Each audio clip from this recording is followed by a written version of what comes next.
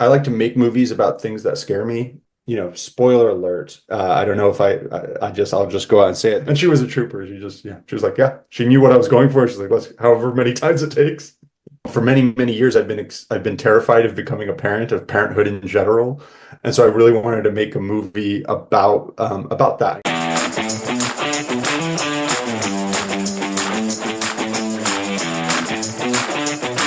We're here today with writer-director Alex Seltzer from The Door, a short film playing at Holly Shorts. Alex, thanks for coming to the conversation today. Thanks for having me. Great to meet you. So I watched your short. It was tight. It was suspenseful. In my opinion, it's everything you want a short film to be. As we're talking about this short, what's the most important message that you want to share with our audience today about the short film? Well, first of all, thank you. Really appreciate it. I like to write. I like to make movies about things that scare me, typically. And so, with The Door, I really wanted to make a film. For many, many years, I've been terrified of becoming a parent, of parenthood in general.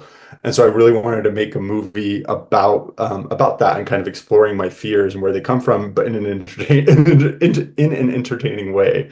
Um, and with that, I wanted to kind of ask the question of the audience, of myself, of whether or not does parenthood transcend morality? Um, and ultimately, I hope that audiences come away watching the movie asking that question of themselves. Would they do anything different to what our lead Cara does at the end? Would they do what she did? Would they potentially do something else? That kind of moral ambiguity, I think, is very interesting. I mean, I know where I come down on it. And that's part of the reason why I think I was afraid of having kids for so long. So yeah, that's what I hope people get away. That's one of the messages I hope people come away with it.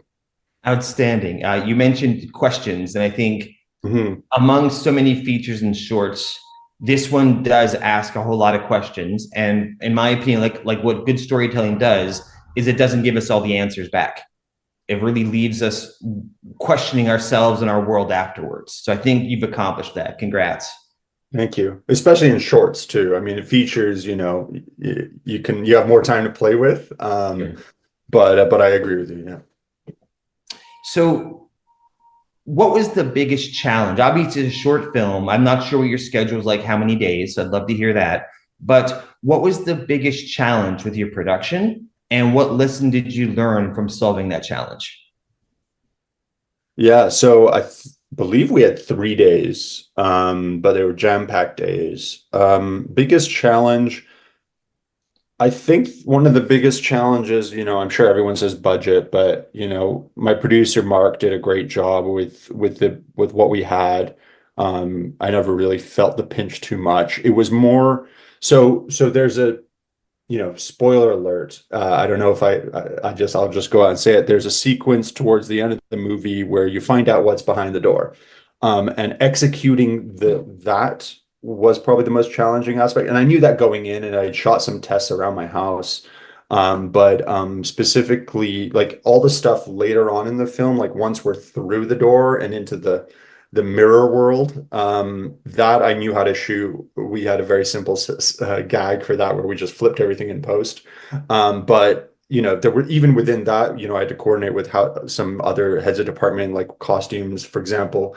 We had to make two different outfits for him, the same shirt, but twice, one with the buttons on the left and one with buttons on the right. So then when you flip the image, the buttons stayed on the correct side, given that he was coming from the real world. Things that no one will notice, but I was just like, I need this to match and like be logical. Um, but the transition from the real world into the mirror world, getting through the door, that was a bit of a challenge.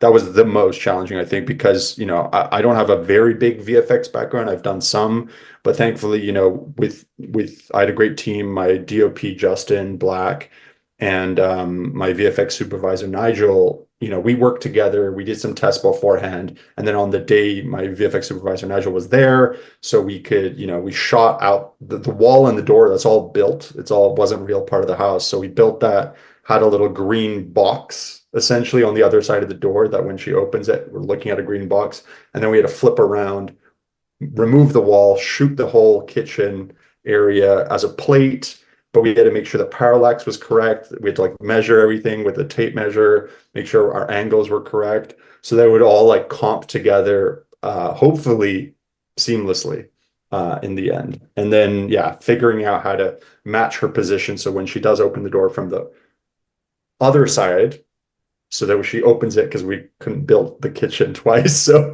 we had to like fake that as well. And that was challenging, but I learned a lot about the process of at least the VFX and working on set with someone like that was a great delight.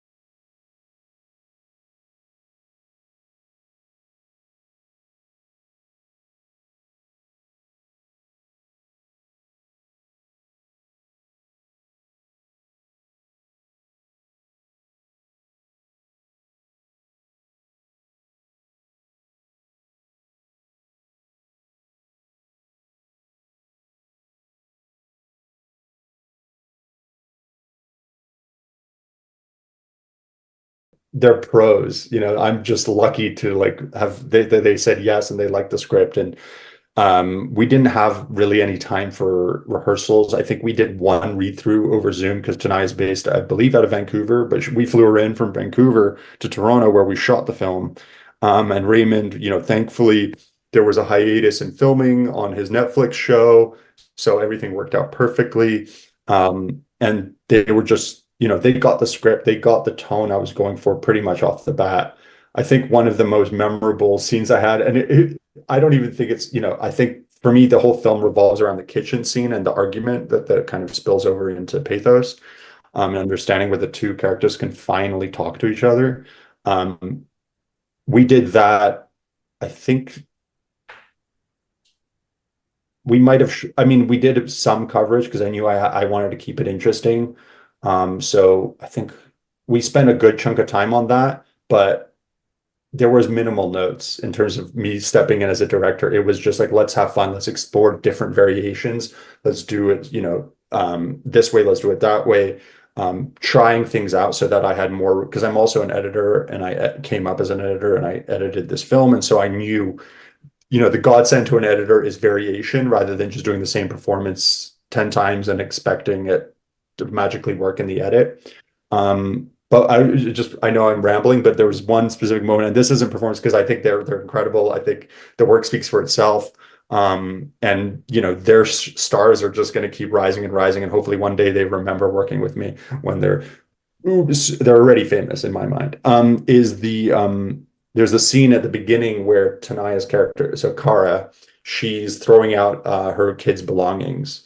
And we did that all in one take. And I think we had to, and it was pouring rain at the time, which was perfect because that's what I wanted. It was in the script, but we didn't have the budget. So it was just like hoping and praying. But so we're just shooting because I think we had to do it 7 times in the end or something like that, because I wanted, when she dumps this box of children's toys, I wanted the bear that has the kid's name written on it and marker.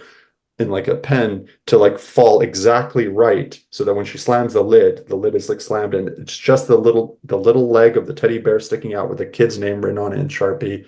And as we push it and land on that, so it was like there's no way to do that without, I guess, maybe VFX or something. We didn't have the budget for that, so we just had to keep doing it until it landed exactly how I wanted it to. And she was a trooper. She just, yeah, she was like, yeah, she knew what I was going for. She's like, let's, however many times it takes. I love that. Again, it goes down to the details of your execution, but I love it. We're here with writer director Alexander Seltzer. His short is The Door, fantastic horror short film. We're talking about production quite a bit. Let's go a little deeper. We talked about cast a second ago. What was Mhm. the process like pulling together your production team, and what were you looking for that you found there? Right. Yeah. So in terms of the production team, so my DP was one of the first people. Obviously, my producer Mark was the first person that came on board, and he's the one who actually like made this thing happen. It wouldn't exist without him. And then my other producer, Sam Rudikoff, incredible director in his own right. But for my DP, I went to my previous collaborator, Justin Black. I think he's amazing. He's shot a bunch. He's shot features. He's shot Apple TV series. He's usually too busy for me these days, but I love him for that reason. But no, he's got a great combination that I look for in DP, specifically for a project like this, where I knew there'd be some VFX and some, visual storytelling challenges and the quirks that I wanted to figure out.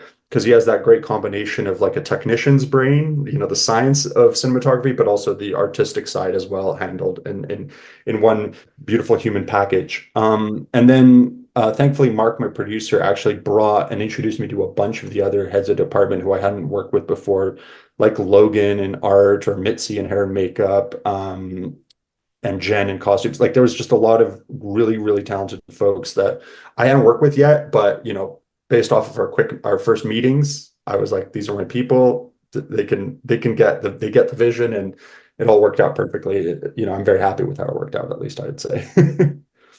And frankly, the final result shows it. It shows a cohesive story done by a cohesive, well working together team. And when you're watching it, you just, when it's the detail like the button to the VFX to Well, the yeah, I thing. one thing I forgot to mention is that so even people like Misty, like my hair and makeup, and I know my costume designer, like we got a lot of these people were coming, and I mentioned my DP who'd done like shows, like they were coming off of things like the Star Trek series that was shooting in Toronto at the time during the hiatus. So like timing is also a big thing. So I was very lucky to be able to work with people like who knew their stuff, and they weren't, first timers, I should say.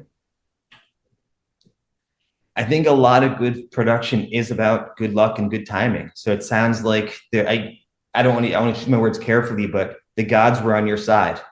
You got a lot of Yeah, I mean, of happy course, accidents. many things didn't work out how we might have wanted, but then happy accidents happen as well. So I hope it all balances out. And we made a film that I think everyone is really proud of in the end. As a filmmaker, Alex Seltzer, you've achieved something that everybody wants to do, very few have done, which is you won Slamdance, if I'm correct on Yeah, that. yeah. Can you talk about what that experience was like and how that helped you in your journey as a filmmaker? Yeah, so what the experience was like was surreal. I mean, I've applied many times before and this and that, and I've come close to winning other things or um but actually when you find out you're a finalist or whatever, I go in expecting nothing, and just expecting to have a good time, maybe meet a few nice folks, and winning it was great. Going to the festival was incredible.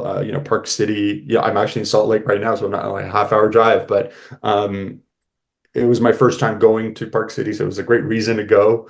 um um there was a cash prize, I think, associated with winning, and I think I put that straight into another film. So it was, it didn't go in it like grazed my wallet and went straight into someone else's for a rental or something, or locations or something, or cast. But that's, yeah, just the story of my life. And it's definitely helped me in terms of, future projects. It helps, obviously, just put it frankly, any laurel or accolade helps you, establish your authority to some extent, or, when you cold email people, whether it's cast whether it's crew who've never heard of you, you might have won an award for a short or something, but like you can say, hey, I won something at Slamdance or I won something at some other great festival. Suddenly they're like, okay, this isn't someone who's probably going to waste my time. Let me actually read the email. You know what I mean? And then politely pass or pick up the phone. So it definitely helps. And that the team there was wonderful to at least to deal with. Hopefully I can come back. I don't know if the door's for them and it's already mid festival cycle, but we'll see. Love it. We are here with writer director Alexander Seltzer. His short is called The Door. You're playing at Holly Shorts coming up now in August. Whether it's you as a filmmaker, whether it's The Door as the short film, what's next for you? So with the door, we have Holly Shorts coming up, but right before that we're premiering in Florida and Miami at Popcorn Frights, and then there's a couple of other festivals I can't talk about yet, but exciting times ahead. And I'm currently working on the feature script for the door. Hopefully, I get to make that in the next couple of years. And then I have a couple of other features that are in various stages. I have some TV stuff that are at some places right now, and then some feature scripts that are also in some hands, and I'm just waiting for the go. The life of a filmmaker, I suppose, right? A lot of different irons in the fire. And here's the good news, as we learned a few minutes ago, you are blessed with good timing. So There's a lot of bad timing too. Don't get me wrong. There's a lot of things that don't work out. But to your point, I do think you need to always be pushing forward. Anytime you get a no in this business is just another, thing to stoke your fire to keep going. I know it's cliche, but the amount of rejections I've had, pales to some other people, but I've had a lot and they keep coming all the time. But you have to keep going, and having multiple projects on the go, I think helps. So not all your eggs are, in one basket, so to speak. well said. So you may know people come to this website. Usually it's food, it's wine, it's cocktail spirits, even healthier like sparkling water, etc. So if you Yeah. don't mind just switching gears, that we all love talking about movies, but Yeah. whether it's dinner and a movie for date night or if you'd like to cook it all, can you share with us a dish you love or a food pairing, so a food and a drink, and why? Yeah, I mean, I love to cook. I cook a lot, but this is probably you're gonna be like, really, when I tell you what what one of my favorite pairings is, because you're like, it's so basic. But sometimes basic is good for a reason. I mean, for me, food, obviously I like to eat, but I also like it's so much associated with memory and with people that you're sharing it with. Okay. So something, I do with my girlfriend a lot when we go away to a cabin in the woods or a new place. Like we just got to Salt Lake, and one of our first meals, I was like, you know what, let's do that thing. And it's super simple, but I just love it every time. And we don't really eat it at home much, which is like a really good quality steak, some Maldon salt on there, some pepper, some butter, grill that up nice, and then some really like fresh tomatoes, chopped up roughly, like wedges, thick, like thick slices, really good tomatoes, olive oil, balsamic, lots of garlic, a little tomato salad there with some, again, Maldon salt. I'm a big fan. And, and a juicy red wine. And, I'm a happy camper. Obviously, you need Dijon mustard. That's a non-negotiable. But it's just those things. I'm satiated for, that's my happy place. I love that. I think a lot of people can agree with that. A good steak, a good wine pairing, a nice red cab or something. Yes, Hmm. agreed. So as we're wrapping up, we're here with writer director Alexander Seltzer. His horror short film The Door is playing at many festivals coming up, including Holly Shorts. For those of you who are learning about Alex for the first time right now, Alex, whether it's a website or social media for the short for yourself, what's the best way for our audience to follow you for now and in the future? So yeah, I mean, my website is just alexanderseltzer.com. But the best place to track me is the Instagram, as the kids call it, or maybe they don't even use that anymore. It's Alex_Seltzer. Yeah. And my producer's production company is Big Pig Co., also at Instagram, all one word. But that's the best place to look out for our work coming forward. Well, I absolutely appreciate your time. And again, for anyone out there, horror fan or not, check out The Door. It's fast, it's interesting, it has two, in my opinion, two really big twists. You might feel otherwise as the writer, but you're held on until the very last moment with two really strong performances, a great cast, great production value. So thank you so much for joining us today. Thank you. Really appreciate talking with you. And I think we only spoiled one of the twists.